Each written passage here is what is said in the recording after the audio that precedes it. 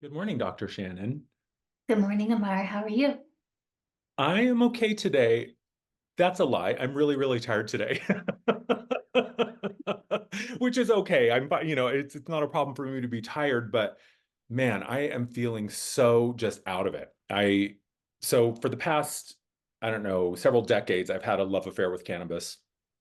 And we've always had an on again, off again relationship. Like I can, smoke it or consume it every single day for several months at a time, and then say, okay, I'm done, and then go for several months at a time with no consumption, and then go back. And it's always been this back and forth, and that always created a healthy balance for me. And the past 7 years, as I've been sharing a lot, have been a very deeply transformational experience, I think, for the collective, but I can speak about my own experience and I've been really in this feminine realm, which is, from my perspective, the realm of the intuitive self, the watery emotional self. It's a little illogical, it's non-local, it isn't necessarily linear. It's about, that feeling and the energy and the emotion. And it's just that watery depths, which for someone like me, who is a pretty archetypal Virgo, the watery depths are not a place that I'm comfortable.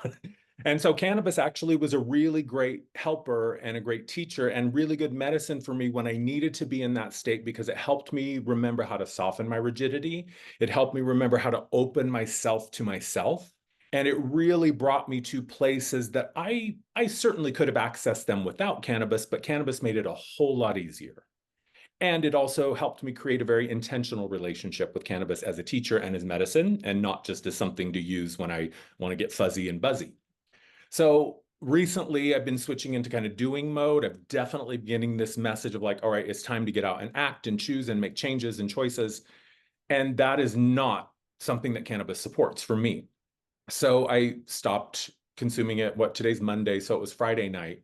And, chronic consumption of cannabis for me completely obliterates my REM cycle, and I don't dream and I don't really fall asleep. I just pass out and wake up. And, sometimes I have a semblance of feeling rested. But so that's where I am like the past 3 days. And it usually takes me about 72 hours for everything to reset. And last night I started dreaming again. And this morning I woke up and I was like, oh, I don't need as much coffee, which was also a surprise. Like, the effect of that much cannabis meant I needed that much more coffee in the morning to kind of come out of that fog. Yeah. And now this morning I had 1 cup and I usually have two. And even like halfway through the first one, I was like, oh, this is more than enough. So I'm just kind of out of it today. Like I'm very aware that my body is resetting and I know what to do, right? I exercise a lot more when I'm in this state to really give my body a chance to kind of tire itself out. I took some valerian last night to help me sleep. So I know the protocol of kind of getting myself back on track. And I have no doubt tonight I'll sleep just fine with no assistance. It's interesting how something that can be real medicine or something that can be a very I don't know. I think a plant medicine is like a gift from Mother Nature. Like she's saying, like, I am giving you this to be used in a way that's intentional, maybe even ceremonial or medicinal, and it will help you in very specific ways.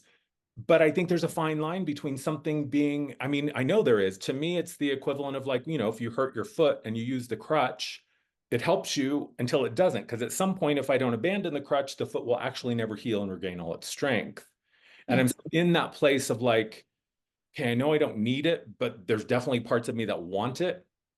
And so that in between discomfort of like letting things reset and knowing I'm not going to be well rested and knowing that my body and my appetite and my blood sugar levels are going to be a little wonky for a couple of days as everything resets. It's really, really a fascinating thing.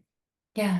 And I would say that having compassion for yourself, knowing that it is a process, it's a very real physical process of parts of the body are changing, receptors are changing, chemical levels are changing, your body's making more of its own endocannabinoids. That's probably why exercise is beneficial to you at this time.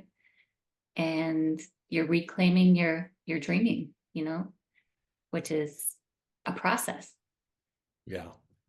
And to me, I mean, we were discussing it a little bit. Like, I know we're both inspired to talk about this idea of pleasure and pleasure and like satisfaction and even comfort and these states of being that I think so many humans, especially kind of right now, I think we're really seeking something to satisfy us and something to fulfill us. And I have no problem with pleasure. I think pleasure is a wonderful thing. And it's actually, I think, a function of the human body. We can create pleasure for ourselves just with the body. But it's such an interesting thing, our relationships with these sources of comfort or pleasure, and how it can actually ultimately lead to something that's anything but pleasurable or anything but comfortable.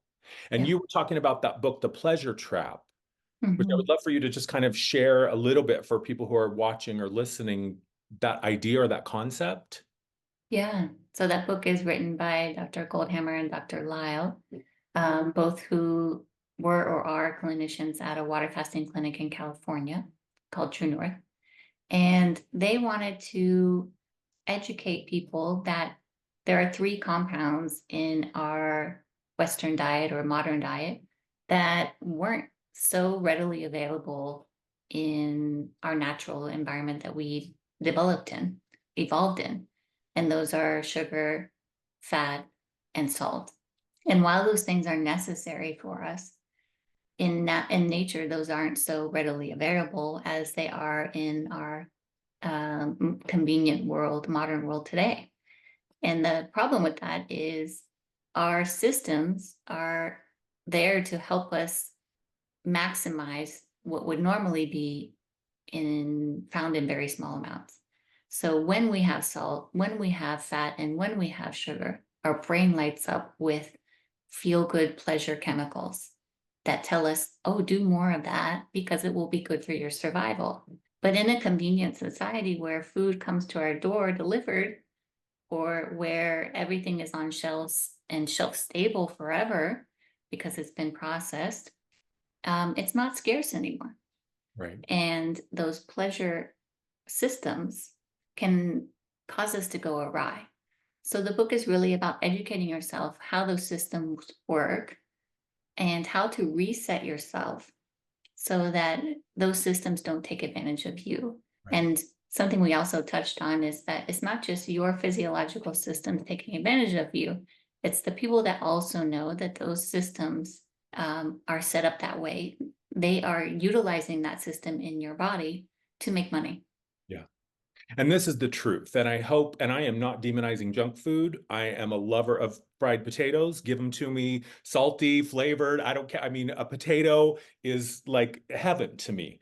And the reality is, the science of figuring out what makes a human want to consume mindlessly when they're not hungry and they don't need it, and it's actually not healthy for them, that is like a multi-billion-dollar industry. The amount of focus and intentional research that is done specifically to figure out how to trick and, kind of hack the human system to get them to consume all of these empty calories, it's a real thing. So I want people to understand, and I hope people can really begin to see that this is not just some benevolent company putting, crunchy, salty things in a bright, shiny package. This is a company who has spent a lot of time and a lot of money figuring out how to make you want something that isn't necessarily good for you.